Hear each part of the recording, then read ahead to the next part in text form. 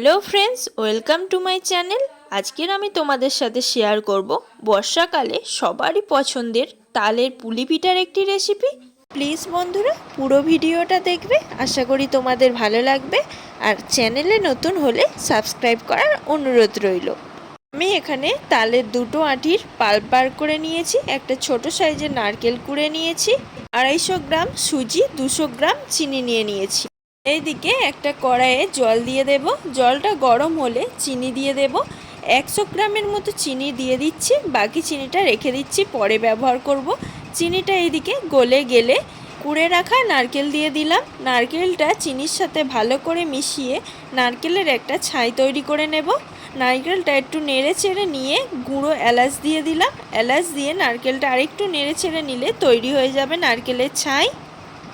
ওই কড়ায় একটু জল দিয়ে দিলাম। জলটা গরম হয়ে গেলে 250 গ্রাম সুজি দিয়ে দিলাম। সুজিটা জলের সাথে ভালো করে মেখে নিতে হবে।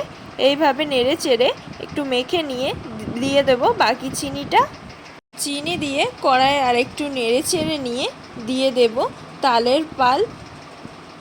তালের পাল্পটা সুজির সাথে ভালো করে নেড়ে চেড়ে মেখে নিতে হবে। তালের পাল্পটা আমি আগে একটু ফুটিয়ে রেখেছিলাম।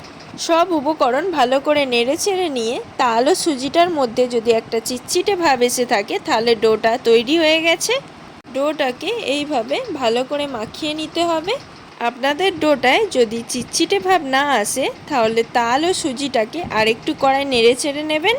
ডোটা ভালো করে মেখে নিয়ে একটুখানি লেচি কেটে এইভাবে চেপে চেপে পুলি পিঠের একটা শেপ দিয়ে দেব। তাতে যাতে জড়িয়ে না যায় সেই জন্য একটু ময়দা দিয়ে মাঝখানটা গর্ত করে মাঝখানে নারকেলের ছাই দিয়ে মুখটা বন্ধ করে দেব। দিয়ে দুদিকটা চেপে দিয়ে পুলি পিঠে শেপ দিয়ে দেব। আরও একটা ডো নিয়ে একইভাবে গোল গোল করে গর্ত করে মাঝখানে ছাই দিয়ে উপরটা এইভাবে চেপে দিয়ে দুদিকটা মুড়ে দিতে হবে। একইভাবে সব পুলি পিঠেগুলো বানিয়ে নিয়েছি। এইদিকে হাঁড়িতে জল গরম করতে দিয়েছি। জল গরম হয়ে গেলে আমি একটা ফুটো গামলি হাঁড়ির ওপর দিয়ে দিলাম। আপনারা চাইলে এরম ফুটো থালাও ব্যবহার করতে পারেন। ফুটো গামলিটা গরম হয়ে গেলে গামলির ওপর পিঠেগুলো দিয়ে দিলাম। পিঠেগুলোর ওপর একটা ঢাকা চাপা দিয়ে 20 মিনিট হাই ফ্লেমে পিঠেগুলো ভাপিয়ে নিতে হবে।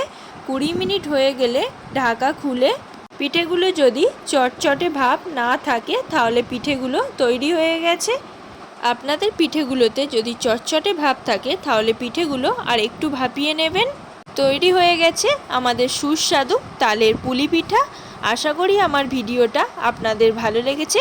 প্লিজ বন্ধুরা আমার রেসিপিটা ভালো লাগলে অবশ্যই লাইক, কমেন্ট, সাবস্ক্রাইব করে দেবেন। পাশে থাকা বেল আইকনটা চেপে দেবেন যাতে পরবর্তী ভিডিওর নোটিফিকেশানগুলো আপনাদের কাছে পৌঁছে যায়।